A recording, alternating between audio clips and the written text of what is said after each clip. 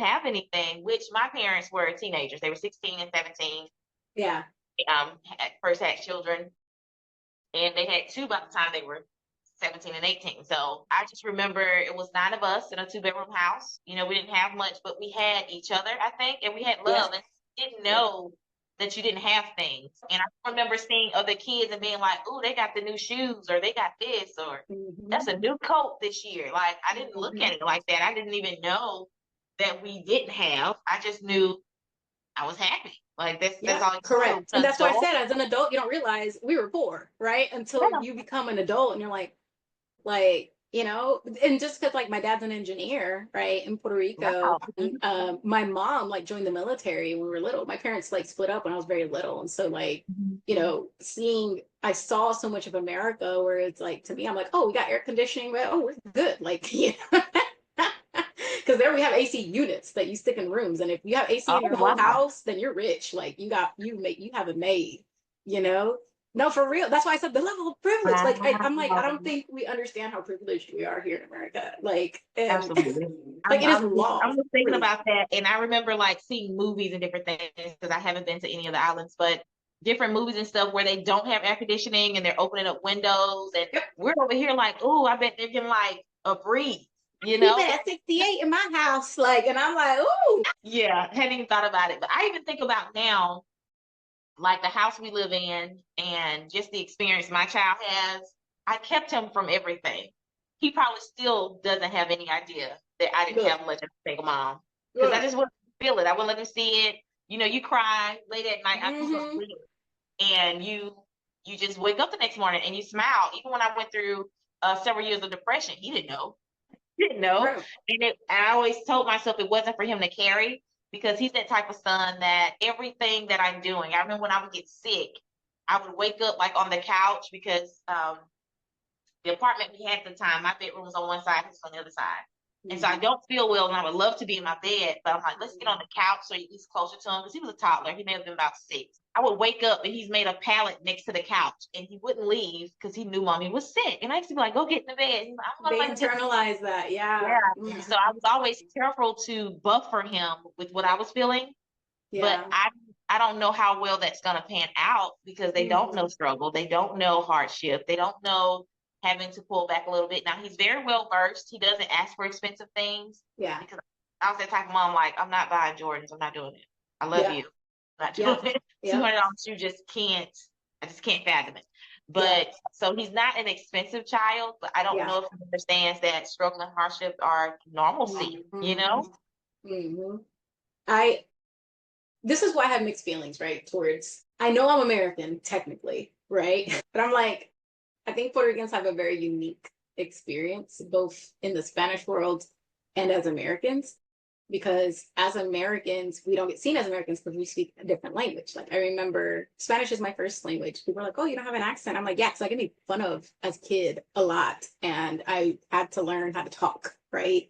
So I don't get made fun of. And so I'm not accepted as American, right, here in the States. And then like in Puerto Rico, as a Latin country, we're the only Latin country with U.S. residency and citizenship. So then people feel certain type of way towards us, you know, in the Latin world, right? Wow. Yeah, and it's almost because like we're Caribbean. I have experienced like my brother's sister-in-law is Mexican, and thank God for her and her family because I had a perception that Mexicans like hated Puerto Ricans because my ex-husband was Mexican, and the first thing they're like, well, she's Puerto Rican, I'm like, what is that supposed to mean? Like we're the ghetto ones or we're whatever.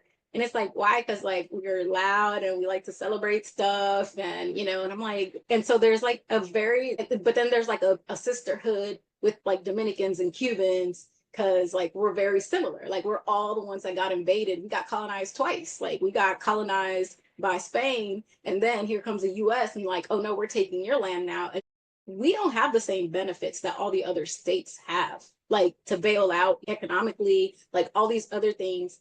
We don't have the same sway, but they use our territory and we pay a lot more money in taxes and all this other crap, and we're still dirt poor. Like the minimum wage hasn't changed. To find a job is crazy hard. The US screwed us over in more ways than one. And so like I feel very like conflicted when I'm an American and I was a soldier. Like, I understand, man. You're definitely speaking my language. I struggle, and I've been here my entire life. I grew up here. I was born here, and I haven't traveled outside of the country yet. But I often am like, should I just move to another country? I mean, and everybody's like, oh, you don't know what you have, and I'm like, but a lot of it I just cannot swallow. A lot of leaving my job this year, I just can't swallow it. The politics, the undercutting, yep. backstabbing. I'm like, I don't know if God just didn't give me a heart or a stomach for this. Like, I don't know. I don't do well with it. I don't do well with it. And to know that my son can be walking, or like, we live in a very nice neighborhood, but I struggle to allow him to go outside and walk. Because I'm Yeah. like, I mean, you know, there were guys who went walking or running in their neighborhood and were killed for it. Yeah. And so I don't know. I don't know if America or being from here is something I would personally be excited to, hey, I'm American. I'm more about my roots. I'm more about where we come from. I'm more about our African ties. Very big on legacy and ancestry. And I love what I've gained. I love the opportunities that I've had because I live here. But there's definitely some things that I would love to discuss. Yeah, that's the mixed That's what it feelings really that is. people don't talk about. Like we're American, but are we like colonized? Really, from the I'm roots of seen as a colonization. full-blooded 100% American. Doesn't feel like it. Yeah, it doesn't feel like home, and that's the crazy thing. And it's like, going to Puerto Rico feels like home to me. But again, I feel like it's like a double-edged sword, because I'm like, if I choose to live in Puerto Rico, then I got to expose my son to poverty and crime. And do I choose that versus the privilege of living in the US in a life that's more comfortable? And if you see my kids, like, people thought I was mixed growing up, like, and rightfully, like, racial wise, I'm mixed, right? Technically. But again, I was like, no, I'm not black, I'm Puerto Rican. And now, like, I'm older, I'm like, oh, technically I am black. So, you know what I'm saying? Like, my ancestry, like, we're black, we got colonized, like, it was crazy. Anyways, like, where I'm from in Puerto Rico, knowing the history of it. And so as a kid, you don't realize that. And then I was raised in a military town, so you don't see that a lot because military town's so mixed, and then you get exposed to more, like when you start getting talks like from coaches, we're going to this, we're playing this, town, you guys. And then I was like, oh, I started to think about it, and then I thought about it even more growing up, and I'm like, that's why people would touch my hair and be like, is it real? Because they thought it was like, I was like, whoa, you know what I'm saying? Like, it never hit me until I was an adult, because you're innocent. Like, as a kid, you don't think about these things. And it's, we do have a level of privilege in America. Like, I left work altogether. I'm like, this is why I started my own business, because I don't like the whole political stuff. I don't like the fact that I could be the smartest person in the room and nobody would give a damn because I'm a colored woman, And then when I speak and they're like, oh, you're smart.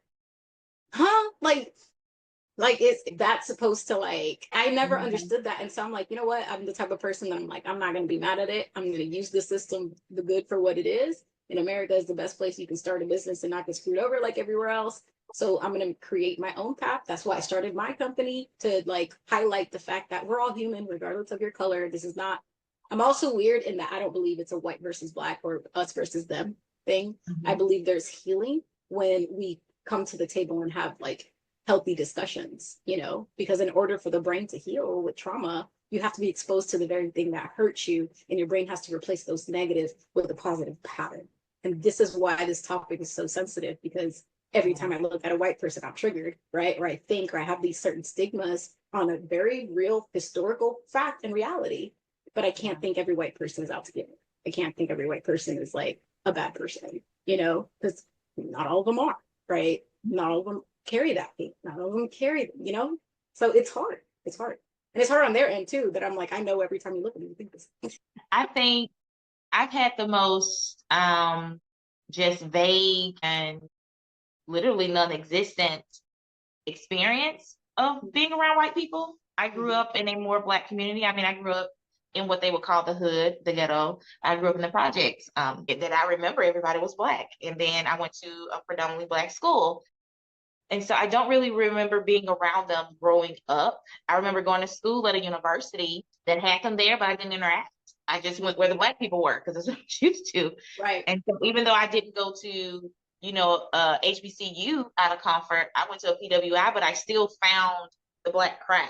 And so what I found myself doing, honestly, over the last, I would just say 2 years, it hasn't been long at all, is intentionally looking for relationship and value in other races because I don't feel like I've been exposed to them. I remember I met my first person that was from Africa when I spent a small time at Spelman. I went to Spelman College, and I ended up pregnant. Before I even left, I was pregnant and didn't know it. And so I came home after about 3 or 4 months. But while I was there, I met her, and I'm thinking it's somebody from Africa. Like, I can ask her questions. She was one of the nastiest people I've ever met in my life. She was not a nice person, and it was so disappointing. And I was like, oh, and she was just very snappy, and Southern hospitality was non-existent. But of course, that's what I come from. I'm from Alabama. I'm like, hey, can I ask you some questions? Like, where are you from? Where you need to know where I'm from? And then I was like, all right, okay, maybe not. And so it's just giving yourself a different perspective, but allowing yourself to meet them and know them for yourself. I've worked with several white individuals, and I've never had an issue racially, even when we didn't care for each other. Because there is one in particular I probably, would pick out like, no, I will never be friends with you. I've never hang out with you past, being at work. But I don't necessarily feel like you don't like Black people. You may just not like me. And so I never feel like just because you're not my cup of tea or vice versa, that you're racist. And maybe that's me not having a racist background myself. I just don't explore that relationship because I never had an experience in it. So now I have to be intentional. I met the first Puerto Rican maybe about 3 years ago, but I went on this women's retreat. I didn't know anybody there. I decided to just jump out on a limb and test myself. I really want to grow my community of women. I was like, I'm going to go. And so I went, and one of the hosts of it is Puerto Rican, and I absolutely love her. She's like one of the greatest people. Her name is Suzette. Hey, Suzette. I love her. And she's got flavor, and she's humorous, and she's just got this personality where you just know she's being everything she wants to be. She's goofy, and I just love her. And so I've never looked at a Puerto Rican and being like, they're too loud or they're this or they're that, because I don't know anything about them. The same way for white people, of course, a lot of the history they give us are the negatives. Oh, they owned us and they did this, but at the same time, a white woman advocated for the position I was in at my last job. She made sure to make sure I was taken care of before she left. She was actually just calling me. I had to send it to voicemail. She was actually calling me, so I'll have to call her back later. But yeah, she advocated for me. And as you can see, even though she doesn't work there and neither do I can reach out to her if I need something. And so I think we have to expand our minds past what we've been told and allow ourselves our own experience. Now, if your own experience says, I met, John Doe and he was racist, then John Doe is racist. That does not mean that everybody attached to John Doe, or even it could be his son or grandson, doesn't mean they are. Everybody gets to make their own decisions. So tell me a little bit about your business that you started. So it's Zayari Wellness, and the name is, people think that that's my name. Okay, the reason it's Zayari is because both of my kids' names together is Zayari, and I'm like, oh, that sounds pretty, that's fancy, And it's basically the legacy, and why it means so much to me is like growing up, like I always wanted to be a mom, but I had like a very hostile, negative relationship with my mom, and then like growing up, and I found myself like going through really difficult situations, both like in my family, in my personal life. Like I went through trauma that was like embedded in my system. I was toxic in a way that was a nice toxic, so like so it wasn't overt. So when I learned and got therapy for myself and saw how deeply rooted this thing was and got pregnant, I was like both terrified and happy at the same time. And my second child was a birth control child. Wow. Isn't that fun? Anyways, and so then I did the deep work and healing, and I was like, man, like this is the legacy that I want to leave behind. It's a legacy of healing, and a legacy of like, you can go through trauma, you can go through different things, and you can be victimized, but you don't have to be a victim, and that's my kids. I did it for them, I did it for me, I did it for like my legacy. And the whole point of my business is to teach people how to do the same, but in a way that you don't take life so seriously. So that's another thing about like I'm a very controversial therapist. I'm like, look, I will tell you things how they are. And I'm like, I feel like if you look at the therapy space, you will notice that most therapists are white and women, right? There's not a lot of colored therapists. And that's not saying that they're bad because they're a certain race. I'm saying there is a level of cultural understanding that isn't there. So when you think about therapy and even diagnoses, a lot of that is based on like white male being studied. If you look at the history of that. And so a lot of the things I start to look at the DSM-5 and I was like, I don't know about that. I'm like, there could be cultural things here, you know, like you label Yeah. somebody because I hear a voice and I'm like, oh no, I hear God. And you're, no, you're delusional. You're psychotic, right? I hear God, or I hear, you know, I see God. Or from where I'm from, they're very spiritual. They believe in santos and demons, and we see them, and we, you know what I'm saying? Like this, Yeah. like you will demonize all of my people and give them a diagnosis because you don't understand culture. That's neither here nor there. But I'm different in a therapist that I like to be very honest and true and real. And I find that the people that need therapy can't afford it, period. They don't have the luxury or the time to get therapy is a privilege because you have to have the luxury of time and finances, right? An app where you basically become your own therapist. And it's through a game, basically. And so you play the game of your life, you identify exactly what's going on, who's doing it, how they're doing it. And then through the process, you understand different therapeutic things that are happening, right? And it embeds like trauma informed knowledge and knowing, okay, where's this coming from? How is trauma impacting your ability to make good decisions or your perception of things? And that is my company. That's my legacy. I love it. So how did you get into this? You're a trauma specialized therapist. And so how did you get into it? Like what brought you to that? Would you believe me if I told you I didn't want to be a therapist? Yes, I would. Because the thing that calls out to me, honestly, if I were to do the thing that I think naturally comes to me, I'd be a psychologist. I Yeah. definitely, I depict the mind, I analyze, I could see myself definitely having conversations and helping people walk out their mindsets. I just can't see myself doing it.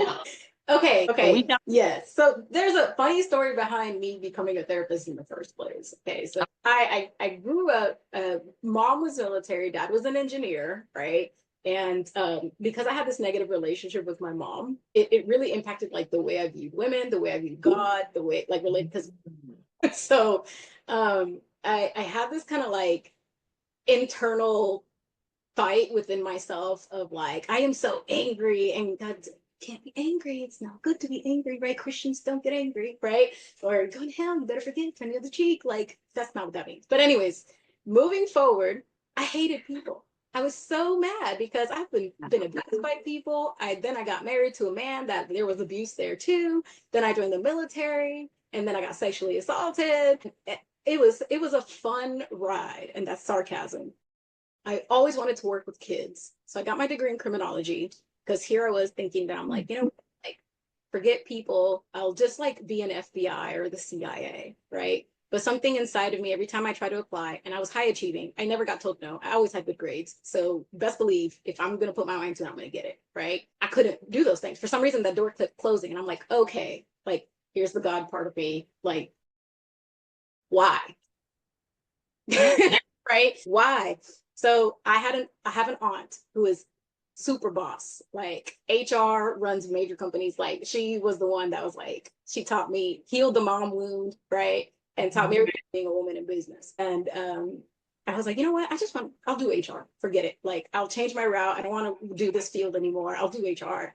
And I found myself, something inside of me was like, no, that's not for you. And I'm like, I'm going to do it because this is what I want to do. So I was like, the part of me that didn't want to go to hell, and that's was guilt trip for not listening to God, right? I was like, fine, God, I will apply to both grad school and business and social work and whatever one accepts me. And again, 3.8 GPA, almost 4.0 over here. I'm going to get accepted, period. I didn't get accepted to the business school and I got accepted to social work. And then I set another barrier and I said, okay, I'm not paying for it. So I get a phone call from the finance department of the school that I got accepted in. Oh, you're military? We have all this free money to give you. Here's a scholarship. He's so strategic. And what I love about God, if you want to be funny, he's going to be funny. If you want to be smart, he's gonna be smart. Like, I feel like his responses are always like, bet that up. Like, I feel like that's what he'd be over there saying. Bet that up. I'm not gonna bop bop unless you bet that up. Like, I feel like that's how he is. So, and what it really made me do, so all this was happening when I was going through my divorce with my ex-husband. And mind you, that story is crazy because I met him at Bible school. That's what's crazy about that. And I was going through that divorce, ma'am. Trigger. Okay. So I was going through that divorce, and I remember, like, through that time, I had a conversation with God that this was the first time in my life, I think, that I really questioned my faith, right? A very, like, heavy question. Because I'm like, I went through this with my family. Now I'm being rejected by the man that's supposed to love me for the rest of my life. What did I do to deserve this? I've always served you. I've been in praise and worship. I've done all these things. I've served. Like, what more do you want from me? I don't deserve this. I was so salty. And I just remember one time the Holy Spirit, and God has never, like, been really firm with me like that, very nurturing, like, a lot, until that one conversation that I had with him. And he was like, deserve? He said, nobody deserves anything in this life, the life and death itself. You are not exempt from pain. You are not exempt from going through what everybody else goes through just because you're a Christian. And I had to swallow that. And I was really mad as I was going through that journey of my divorce. And then he gave me one better. And I read the scripture of, like, the fig tree, when God, like, fixed the soil around the fig tree, and he gave me a year. And he said, you're going to give this man a year. And I'm like, give a man that abused me a year. You're like, I was so mad. And so I was in this time that I'm like, what do you mean I have to, like, give this man, like, he doesn't care for me, like, he did all these things, right? And I didn't learn how to love my ex-husband until that time of separation. And I had to learn that true love, was not loving a person for what you can get from them, but seeing their brokenness and loving them through that anyways. And when I ended up giving my divorce, it was really, I think it was for me to go through that. And I gave him that year. And one thing that God told me was, you cannot love someone enough to love you. Like, if I don't infringe on people's wills, who do you think you are to change? And I couldn't. And I had to swallow that because I was a fixer. I was like, that I, like, really had that opening moment with God where I was salty, and he kept on checking me and checking me and checking me. There was so much grace through that, though. And in that, I remember I had a friends with benefits, because I was like, you know what, God, I did everything your way and it's not working, right? So, like, it was after that friends with benefits moment, we just got done having fun, right? I was taking a shower in my house, and I heard the Holy Spirit say, I love you. And I was like, this is so inappropriate. You are out of line, Holy Spirit. Okay, this is not the time to tell me you love me. The time to tell me you love me was when I was serving you. The time to tell me you love me, I was doing all these things, right? And so I kept, like, I was like, ignored it, and I kept hearing it over and over again. And I started crying because I was like, I didn't really know what it meant to experience grace until that very moment. And that's when God was really like, now you know what it's like to be naked before me. Now we can learn.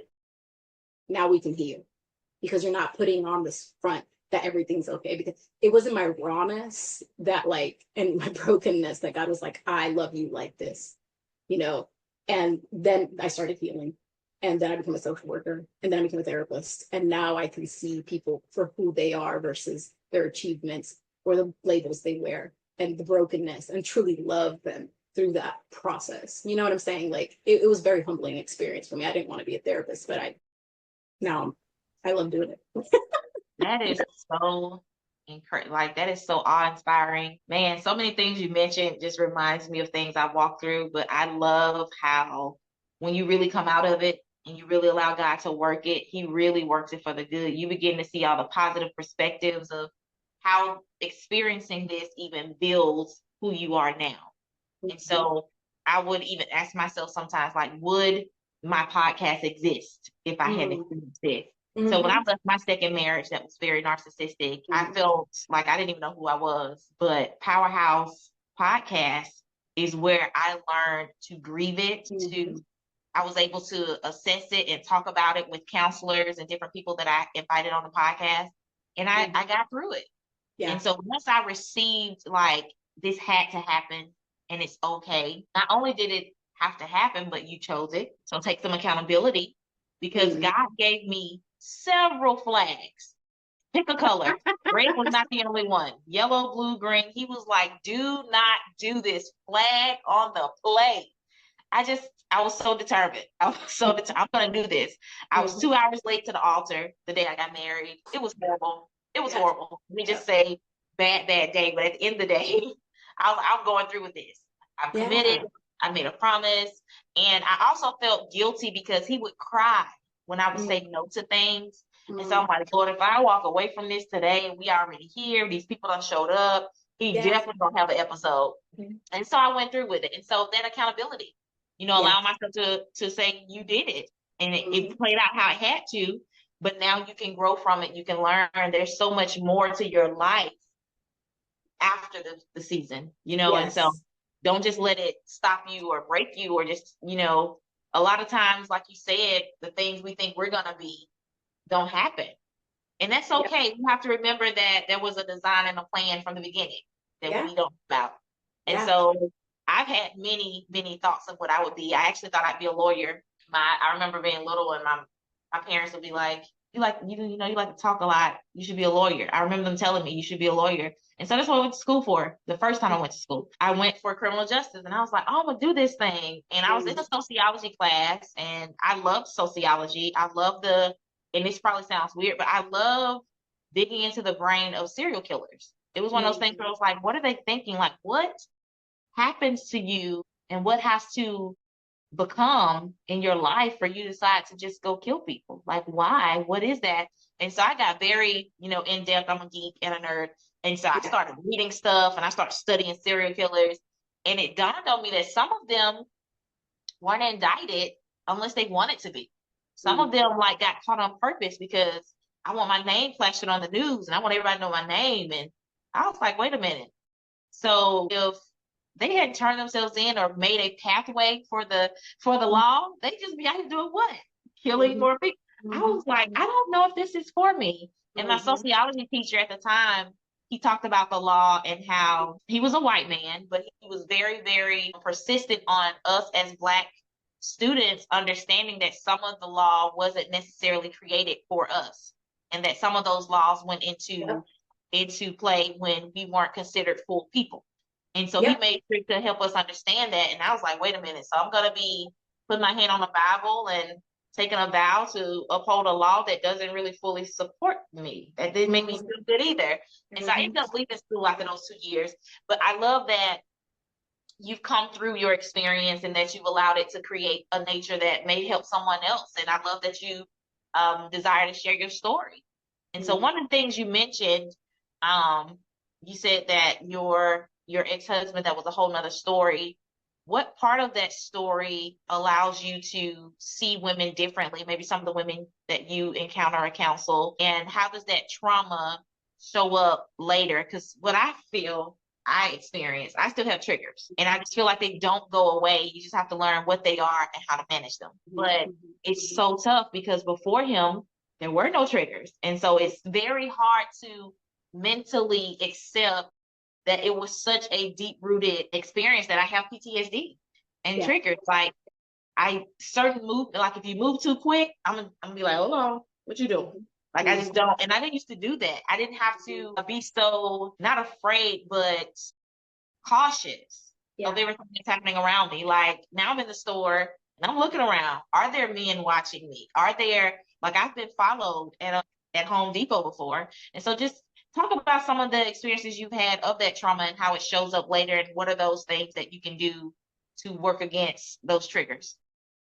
Yeah, so what's interesting about trauma is that I didn't have PTSD from my ex-husband. I was diagnosed with PTSD after a sexual assault. And with trauma, there's different types of trauma. So I just need to go into that for a little bit before I explain this. So there's developmental trauma. So I always, for all my clients, I have an exercise where I'm like, okay, like let's do a timeline of your life. It helps me understand the different types of trauma they experience and when. So developmental trauma is what is your relationship with your caregivers, and what did they do, like when they were pregnant, like things like that, pre-birth, were you wanted, were you not wanted, your body when the moment you're incepted, you receive all these messages and you don't even know. What's crazy is how some people have told me, I've always felt like this. And I'm like, oh, I wonder what happened when your mom was pregnant, right? You know, there is attachment trauma. It is, what does your relationship with your caregivers look like? You know, growing up, and did they nurture? Like, your parents are your first everything. They're your first example of love or pain. They're your first example of nurture or like non-nurture or neglect. And it doesn't mean that the circumstances didn't cause them to be neglectful or all of these things, but that's attachment trauma. That shows up a lot in relationships because I am looking to somebody to fix the wounds that somebody else gave me and it will never be fulfilled. So then there is trauma that you experience through events, so like assaults, domestic violence, things of that nature, medical trauma. Your body thinks differently than your mind. So there's all these different types of trauma. And then there's another one that people don't really talk about a lot. It's called cumulative trauma, which means that I went through something back to back to back to back to back to back to back. And now this is the icing on the cake. And so I think that in my situation, I had a mix of like attachment trauma and cumulative trauma because I went through things with my mom. And like, I love her to this day. I have a way better understanding of her now that I understand like how the brain works. And it's not to like talk bad about my mom because she's good and she's making changes and I love that. But I can't negate the reality of what occurred, you know, growing up. And so in the same way I want to honor her, you can honor someone and still tell the truth. And I went through that issue with her. And then my father, I didn't realize I had father wounds because I always viewed my dad as the hero. And because my dad was in Puerto Rico, though, I realized I had the same wounds that children that are like adopted, like go through. I worked for CPS for a while. You start noticing these little trends too. And so it's like, wow, like here I am having two parents that are involved in my life, but I'm having the same wounds that an adopted child would experience. That's attachment trauma. And so then I went through a period of time when I went through like, then it was my ex-husband. Then we had situations of like domestic violence and a lot of gaslighting. And you ask yourself later, how did this happen? When in reality, your brain was already used to this behavior. So of course you don't know what you're looking for. You don't know how to spot red flags when your whole life you've had red flags. The flag is just red, right? And so you marry someone and there are red flags there, but it's normal. So it's not a red flag. And so then I went through that divorce. And then when I went through this sexual assault, that was the icing on the cake for me that gave me PTSD, right? Because not only have I had this experience of like negative relationships with women, but I'm also having this negative relationship with males because my dad was in another country or in Puerto Rico. I visited him only in the summers, right? Or in major holidays. I'm still experiencing in my head, my brain said relationship with men, they can be distant. They can be this, they can be that, right? And although I had a good relationship with my dad and he was my best friend when I was with him, in my head, I was looking for dad when I was dating, right? I was looking, and so like, where's my dad? Where's my dad? And so I couldn't be without a guy in my life because desperately the wound that was crying out was my dad wound. And I did not know that till I was an adult and went through therapy, you know, and discovered these things for myself. But the way the brain works for the audience is the brain just knows how to connect experiences. And this is how trauma happens. When you think about this like as a branch, right? And every time you have an experience, the moment you were born, this branch of, let's say, parent relationship. This is the parent relationship branch.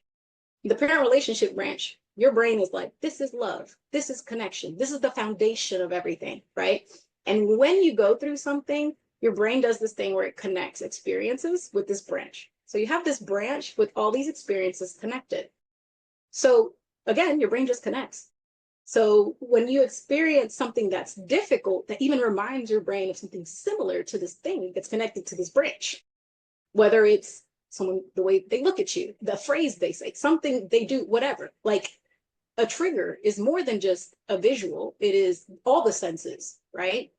And then when you go through trauma, your brain is like, oh, this is too much. I don't know what to connect it to, right? So then you have piles of unprocessed things that just keep stacking and stacking and stacking. And you have this one small trigger, like a fork in the sink, that touches all this stuff. And now my reaction is disproportionate because it's touching all these things that are unprocessed. That's why we're so explosive.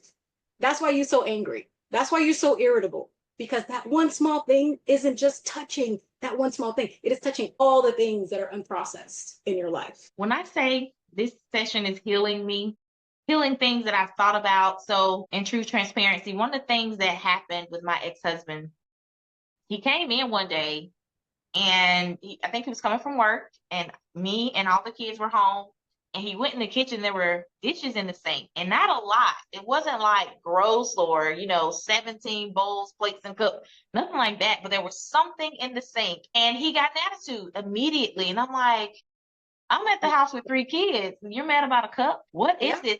Excuse me. Something that's been healing me probably the last 5 years is understanding that, but prior to me, there were so many things that took place that I believe he never healed. And I think the thing that I was trying to do, or that I had charged to do, because, we're Black women and we're strong and we can do all things and we can, save anyone. I was like, I'm going to show him different. I'm going to be the difference. He had mentioned what he experienced because he had been married before. And so it was always like my ex-wife this or my mom that. Growing up, my mom would do this. And so he mentioned things. I'm like, well, I'm going to be the difference. I'm not going to be like that. But there was something in me that said, until I do it to you, I don't warrant the behavior, right? Yep. You shouldn't treat me this way or say things to me in a certain way if I haven't done it. Nope. There was no understanding that he had no true valuation of how to separate them. All I knew is there was something in the sink and now I'm mad. And I was just like, can't be that, right? What happened at work today? Like, did somebody cut you off in traffic? Did something happen? Did I miss something? And it's like, no, it was just that cup in there. And so just hearing you say that, even that you said that fork in the sink, I really truly feel it's God's strategic way of continuously making sure that I check these things within me to make sure that I understand that it was not my fault. Yep. That was the biggest thing that I would ask myself when I first walked away. Like, what did I do to deserve this? What have I, done to make him feel like I'm even the person that needs this type of treatment? So that blessed me. Absolutely. Yeah. And I'm glad. I think the more you understand the brain, the more you understand like how these connections are made, the more you understand trauma, you realize a lot of the time people's reactions have nothing to do with you. Like they have everything to do with them, because what happens is, another thing with trauma is your brain is looking for predictability. This is why a lot of people that have trauma are clean freaks or micromanagers. This is that thing, or perfectionists. And so it hides in these ways. Calling me out right now, Joselyn. Go ahead. But it hides in these ways, right? Because it's like my brain is looking for predictability, because you have all these unpredictable things that are stacked up together, right? So your brain's like, I don't know any other way to deal with this thing other than, And so I always tell like all of my clients, be careful of who you think you are, because it may not be that person when you're healed. Wow. You'll be so surprised. Yes. And it's both beautiful and scary at the same time, because as women, I think we have the capacity, or the tendency rather, to internalize. Like we internalize other people's experiences. If someone, what did I do? Especially like if you grew up in a home where you had a parent that was like really reactive, right? Some people react very differently. Some people shut down. Some people get like more defensive, and then you have the pleasers, right? And when it comes to trauma, you have fight, flight, freeze, or fawn, right? And it doesn't look the same in every situation. And I like to challenge people. They're like, yeah, like I just have the flight response or whatever. I'm like, no. Your brain is so adaptable that are you the same as a friend that you are as a lover, that you are as a daughter, that you are as a mom? The answer is no, right? Because if someone starts fighting with me and they're my parent, I react very differently than the person that starts fighting with me and they're my friend. Why? Because this branch with my parent has a lot more things than this branch with my friend, the friend branch, right? So here I may be hella defensive, and my friend branch, I may be avoidant, because the benefit of avoiding is better than leaving the relationship, right? So your brain is so adaptable and it's so crazy, but the more you learn not to take things personally. And it's not your job to carry someone else's burdens and to fix them. Like it's really not. And I think we have a hard time understanding that as Christians, because we have this narrative that you're supposed to turn the other cheek. You're supposed to love on da da da da. You're supposed to do all these things when in reality, like, I can show you a perfect example. Jesus flipped tables. Jesus literally was mad, so mad that he flipped tables. So that tells me that even in anger, there is justice. Even in anger, you can learn something, because if God can be angry, if Jesus can be angry, I can be too. If Jesus could have boundaries, I can have boundaries too. This is a whole nother topic. I don't know if we want to touch this, but I believe that colonization has impacted Christianity in more ways than we think. Because this idea that I have to be docile, this idea that I have to turn the other cheek and accept abuse is colonization. That's not God. I agree. Absolutely agree. I think I'm one of the first people in my immediate family and even in just my general community that understood that boundaries are okay and that I love you and we're related, but I do not have to expose myself to your mistreatment. I don't have to do that. And the saying, blood is thicker than water. Not thick enough for me to accept your abuse, especially when I haven't done anything to need it. Like, I just don't believe in that. I believe boundaries are necessary. I do believe that if we're not healing ourselves, we are detrimental to those closest to us. And so boundaries are absolutely necessary. I do want to ask you about something that I've always wondered. So I do not like needles, like at all. I cannot.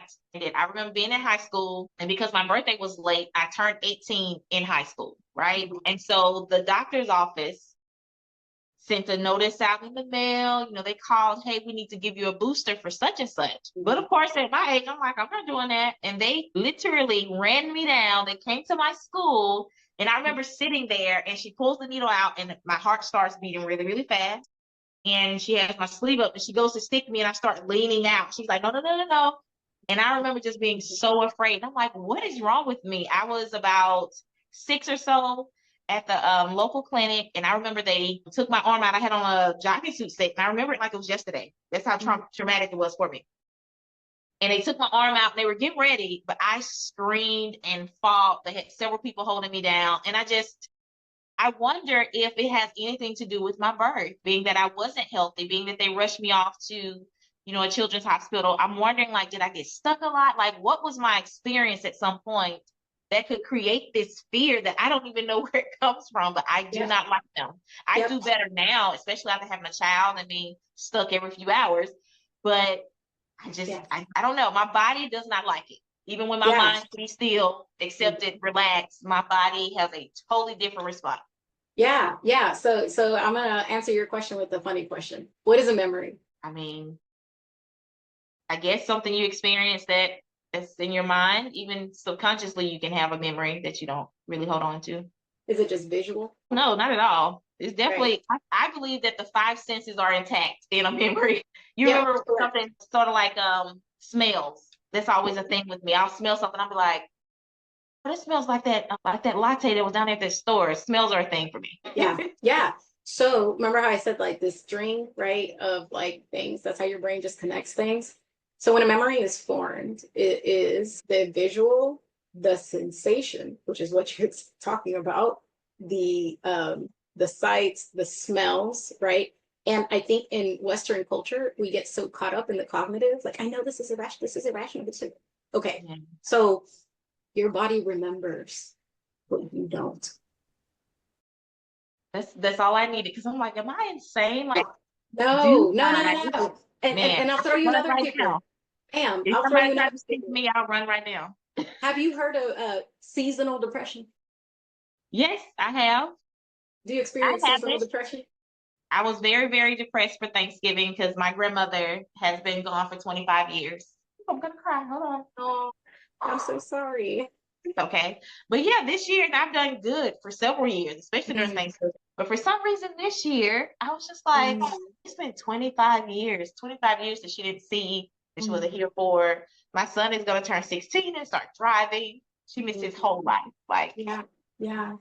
But that's grief, right? I think the other part that people don't talk about in trauma, and one, I'm so sorry that like just brought up that, yes, Okay. I can send hugs, but grief holds the hand. And when we talk about grief, people think that grief is just when people pass. You grieve so much more than that. You grieve the relationship that never was, right?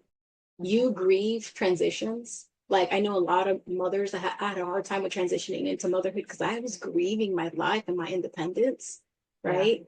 You grieve relationships that don't come to a fruition. You grieve dreams. You Yeah. grieve, like, grief is transition. Grief is hard transitions. And when we have trauma, your body holds and stores the sensations of grief. And really, what happens is, I didn't know why in May and June I would get so depressed, right? And I was like, what the hell? And when I realized in the trauma world, they teach you your body remembers. I did a timeline of my life and I realized that a lot of the traumatic things that happened in my life were in May and in June. And so I wasn't seasonally depressed, is my body remembering the negative things that have happened to me around this time of year. And it goes through this cycle and it relives it, even if it's not happening. That's the true nature of trauma, is that it relives it. So your mind time travels to this thing, your body, all of it, and it's reliving the experience. And this is why I love EMDR and somatic work so much, because it's really, really getting in there and healing that. That's awesome. That'll definitely help me because it's happened before, but it ties to her. And I've done these little things to sort of cope. I remember growing up, people would always talk about how good her cakes were. And so I went on this little tangent where I taught myself to bake really well. And so I ended up, her birthday was June 6th. And so I ended up baking 6 cakes for Thanksgiving in honor of her. And I didn't tell anybody anything, but it was just sort of like my homage to her, just to help me cope with the fact that she's not here. And, it's easier to be sad and like, I didn't get to have her. So I tend to say, her for 12 years, Yeah. Yeah. and I wouldn't be who I am if she hadn't been her. My hair comes from her, and I love her for that. And I just pick out these positive things to get myself through it because, like I said, it's happened before, but it's always unexpected. I never expect to just be this way on this day. My first marriage, I actually got married on her birthday, actually, because I was like, I want something positive on this day because I would be so sad on her birthday all the time. So, but yeah, definitely gives me a new perspective because I had heard of seasonal depression, but I didn't think about the other possibilities. Yeah. So that's There's good. so much more. Yeah, there's so much more. And I would like to say, like, if you're not trauma informed, a lot of people just would treat it as that, right? And I do the work of like finding out with the timeline of events or with different things that like you do to like help me understand, okay, is this true depression or is this a trauma response, right? There is a very big difference. A lot of people don't get trauma specialized. They safeguard this. It's so costly. I would say that, right? Like it is so costly. So it's not to bash any therapists. Like I'm privileged in that, right? That I was able to afford that, Yeah. But the crazy thing is that you're naturally doing something. So again, with grief, there is like a duality of honor, right? And also so many like people, there's anger. There's some people are like, I feel bad because I was angry at this person, but I'm like, honor and anger can live in the same space, right? Like there's a season for both.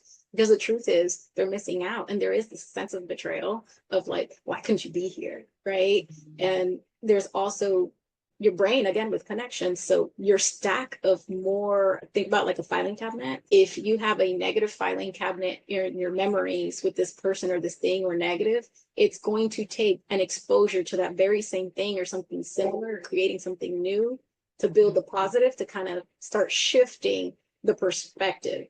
And so in a case where somebody is passed away, you can't create more memories, but you can create rituals, right? Like what you're doing, like I'm going to create something so it starts adding to that positive meter or that positive scale. And it's not to say that the scar goes away. It's still a scar at the end of the day, right? But it's not as heavy and it's not as intense, and that's why like it's terrifying because I tell people it ends where it begins. So the man hurts you in a relationship, it'll take a healthy man to really feel that. You can only heal so much by yourself. People don't know Look, that got the mine. isolation. Yes. I'm married now, by the way, y'all. Like remarried, happily, safe, like Happily. Thank you, good, Lord. successful marriage. And then God would use that old experience to tell me, if you can do it for a man that didn't give a crap, how much more can you do it for a man That's that right. That's right? right. That's right. I actually decided, I haven't even put it out yet, but I actually decided to do, my grandma's name was Carolyn, and it's called Mm, Carolyn's Holiday Cakes. So during the mm, holidays, I'll be baking cakes and letting people, purchase or order or whatever, yeah. just because I think that'll give it a legacy and Yeah. that'll help me, over the rest of my life. Hmm. And so you have given me so much info. I can't wait for people to see the episode, but it has been absolutely just life changing. Every time I talk to you, this is our second time talking, but I'm like, I'm gonna talk to her again because it's always so good. You are phenomenal at what you do. You are a beautiful spirit. I believe that if people didn't know you, they never know what you've gone through. And that's Hmm. what people always tell me. They're like, you what? But you never, Yeah. I had someone tell me one time, she was like, you never know you were on your third marriage. She was like, you just Hmm. don't, she was like, and then you have like a positive outlook of your marriage that you're in. You just never Yeah. know. And I'm like, yeah, because Yeah. it's healing, Hmm. not healed because it's work, it's daily work, but healing is the Yeah. key. My name is Jocelyn, and I am a powerhouse.